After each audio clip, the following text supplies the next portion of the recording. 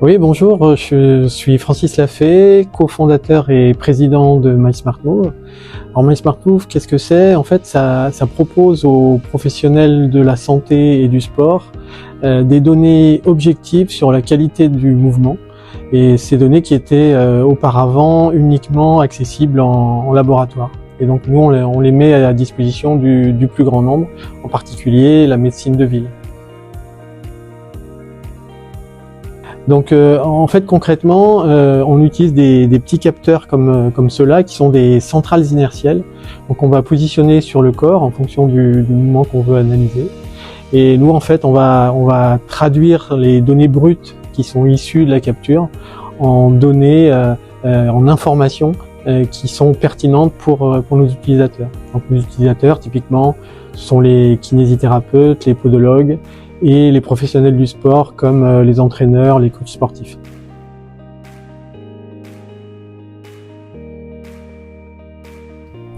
Il y a des solutions alternatives hein, et la vidéo c'en est une, mais chaque solution a ses avantages et ses inconvénients.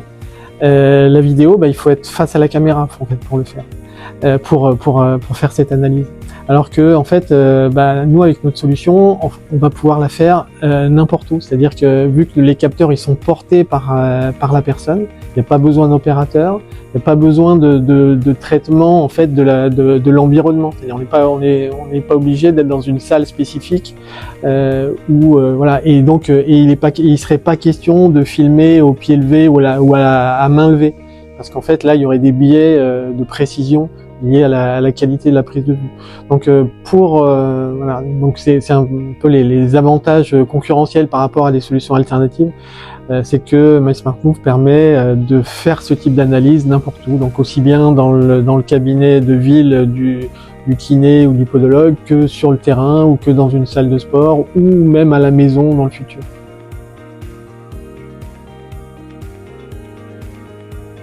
Moi j'ai eu un parcours auparavant en entreprise, hein, alors dans des entreprises plutôt grandes du monde du numérique, principalement ce qu'on appelle aujourd'hui des entreprises du secteur du numérique.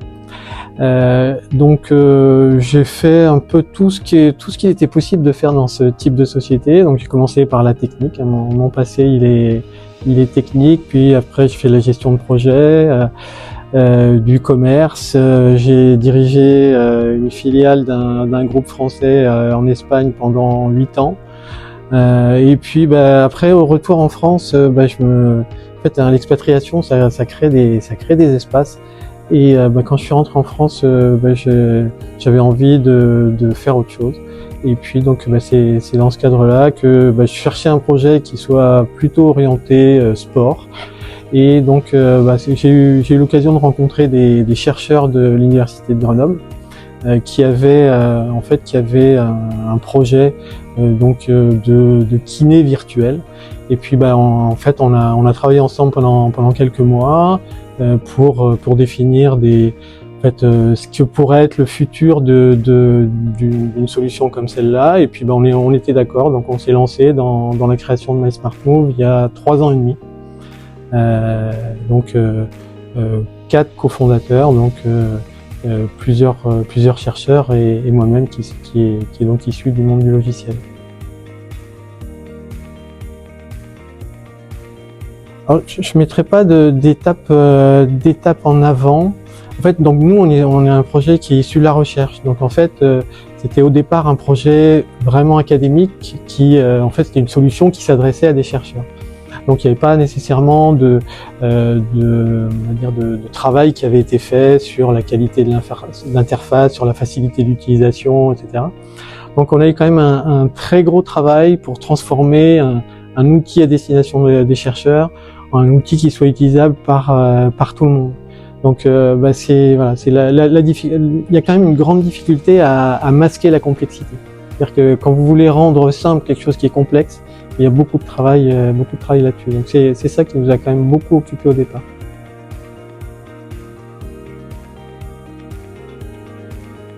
Il y a des lois biomécaniques universelles, c'est-à-dire que on est humain, donc en fait on obéit à des lois biomécaniques quand on court ou quand on marche.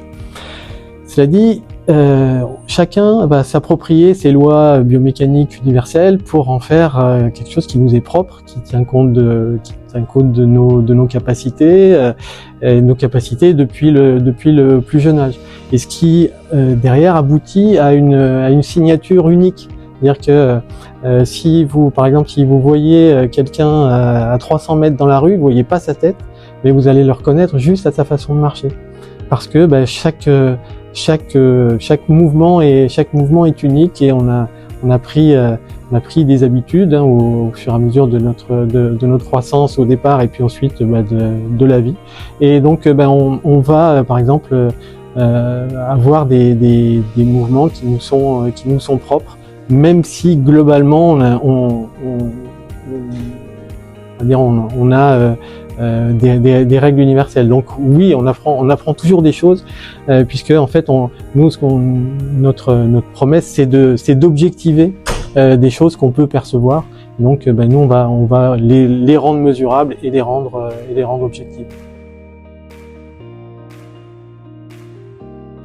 Alors l'innovation, elle vient en fait des algorithmes qui permettent de transformer les données brutes issues de ces capteurs en informations.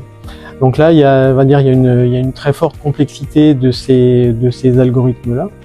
Et puis après, il y a une innovation d'usage aussi, dans le sens où ces données-là, alors on peut les acquérir par d'autres systèmes, ce qui s'appelle les systèmes optoélectroniques 3D, qui est utilisé dans le cinéma par exemple, c'est-à-dire que le motion capture. C'est-à-dire que mais là pour ça, vous avez besoin normalement de 10 caméras, un environnement qui est hyper éclairé, etc. Nous en fait, on va rendre accessibles des données qui sont tout à fait comparables avec juste ces capteurs qu'on va positionner sur le corps, et donc ça veut dire qu'on peut les utiliser partout. Donc là, c'est une révolution d'usage où au départ ces données elles étaient accessibles uniquement dans un environnement spécifiques. Maintenant, on peut les acquérir partout.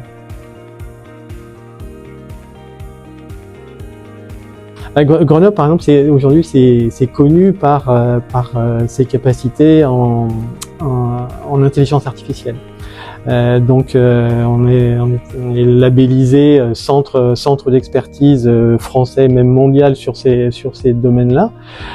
Et donc nous on a utilisé beaucoup d'algorithmes d'intelligence artificielle, donc à la fois pour être capable de reconnaître des mouvements, même s'ils sont pas parfaits, etc. On est capable de reconnaître un mouvement parmi un signal très long et très variable. Et puis on met aussi à contribution l'intelligence artificielle pour par exemple trouver des liens entre des signatures de mouvement, celles dont je parlais tout à l'heure, donc nos caractéristiques propres, et puis donc trouver des liens entre ces caractéristiques propres et par exemple des pathologies futures. C'est-à-dire qu'aujourd'hui, je suis pas encore blessé, mais si je continue à courir de cette façon, dans 6 mois, il y a 99% de chances que j'ai telle pathologie. Donc ça, c'est une des capacités de l'IA. L'autre, c'est de prédire la performance aussi. Aujourd'hui, on essaye, on va dire les entraîneurs sportifs, ils essayent de détecter parmi les sportifs jeunes quels seront ceux qui seront les stars de dans 5 ans. Mais quand on essaye de faire ça, aujourd'hui, il y a beaucoup de biais. C'est-à-dire que le biais principal, c'est la maturité de croissance de ces jeunes sportifs. Et nous, ce qu'on essaye de faire, c'est de trouver des choses qui sont invisibles, enfin pas nécessairement visibles à l'œil nu, mais qui correspondent à des caractéristiques spécifiques de futurs champions. Donc voilà, c'est les barrières à l'entrée ou les sauts technologiques, ils sont de ce côté-là.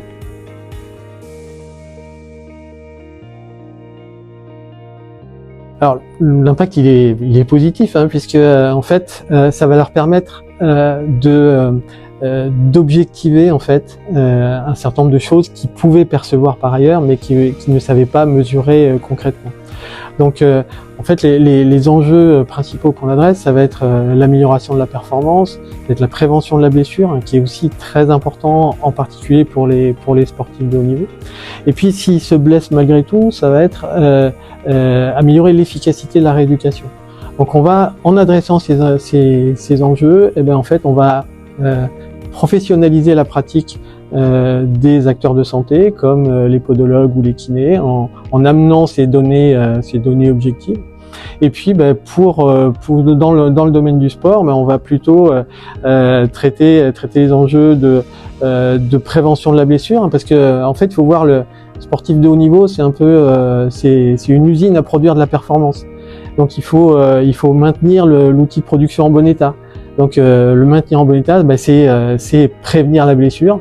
Et puis s'il se blesse malgré tout, c'est le réparer entre guillemets le plus vite possible. Donc c'est améliorer l'efficacité de la rééducation. Donc les données objectives, elles permettent de personnaliser les traitements au plus fin et donc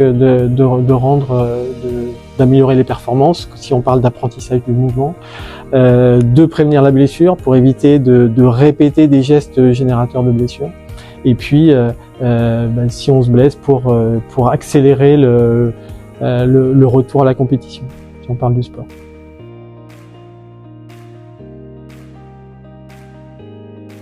Alors, tout à l'heure, je parlais de ce gros travail qu'on avait mené de transformation d'un outil de labo en outil grand public, entre guillemets.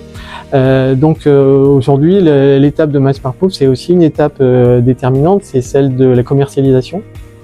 Donc on a commencé la commercialisation il y a un peu moins d'un an.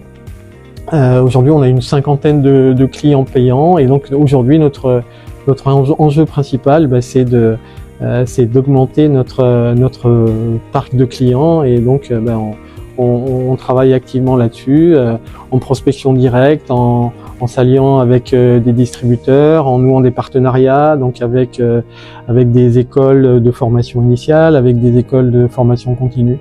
Donc globalement on pourrait appeler ça des influenceurs, hein, des gens donc qui ont une certaine voix qui portent dans le domaine de la santé et du sport. Donc qui sont un peu nos ambassadeurs. Donc l'enjeu principal c'est la commercialisation. Alors aujourd'hui, on est on offre une solution B2B, donc aux professionnels.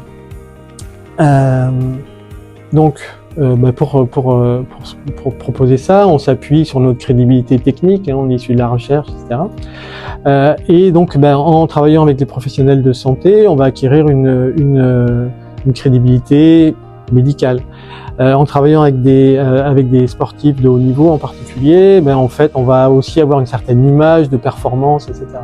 Donc, nous, notre stratégie globale, c'est de se dire, voilà, on avait cette crédibilité technique, on acquiert la crédibilité médicale et l'image sport de haut niveau. Une fois qu'on aura ces trois crédibilités, derrière, on pourra s'attaquer au marché grand public. Donc voilà, c'est ça notre ambition à 3-4 ans, c'est offrir au grand public cette solution d'analyse qualitative du mouvement. Parce qu'aujourd'hui, il n'y a rien qui existe sur le marché. Les montres connectées, elles vont vous donner que des informations quantitatives, hein, c'est-à-dire avec des durées, des vitesses, des fréquences, etc. Mais rien sur la qualité du mouvement. Donc voilà, notre ambition, c'est d'ouvrir cette possibilité au grand public.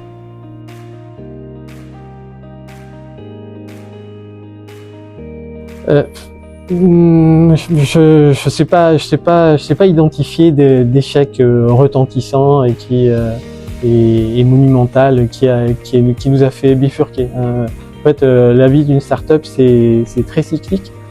Donc si à chaque fois qu'on était en bas de cycle on dit que c'est un échec, oui, alors il y en a plein des échecs en fait, hein, mais il y a aussi plein de réussites. Voilà. Après donc pour moi les échecs ils sont réguliers, et à chaque fois ils nous servent de leçon. Donc voilà, si l'échec nous a pas tués, au moins en tout cas on va essayer de pas répéter l'erreur qui nous a conduit à cet échec-là. Mais à chaque fois c'est des échecs partiels, si on peut appeler ça échec.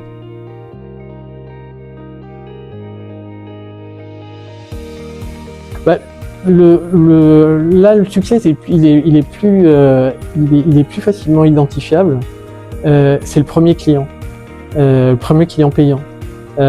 Ça, voilà, c'est une première phase d'aboutissement de tout ce qu'on a fait, auparavant, puisque voilà, on a beaucoup travaillé en amont et là, un jour, il y a quelqu'un qui est prêt à payer pour ce qu'on a fait. Donc ça, c'est un événement marquant et qui est vraiment ressenti comme une victoire.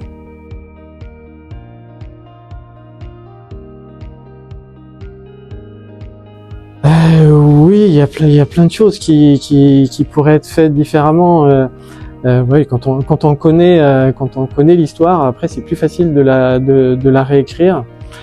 Après, je veux dire, si je me refais le film à l'envers et se dire est-ce que j'aurais pu prendre des décisions différentes à un moment, mais en sachant ce que je savais à ce moment-là, non, il n'y a pas grand-chose que je referais différemment. Mais voilà, mais si je le regarde avec le recul, évidemment que en sachant tout ce que j'ai appris au fil du temps, forcément il y aura des choses qui auraient pu être faites différemment. Mais là aussi c'est pas que c'est de l'ordre du détail, mais voilà, en tout cas il y a aucun choix fondamentaux qu'on a fait au départ que je remets en cause aujourd'hui. Il y a peut-être des chemins qui auraient été plus courts, des choses comme ça, mais donc, globalement j'ai pas trop de regrets.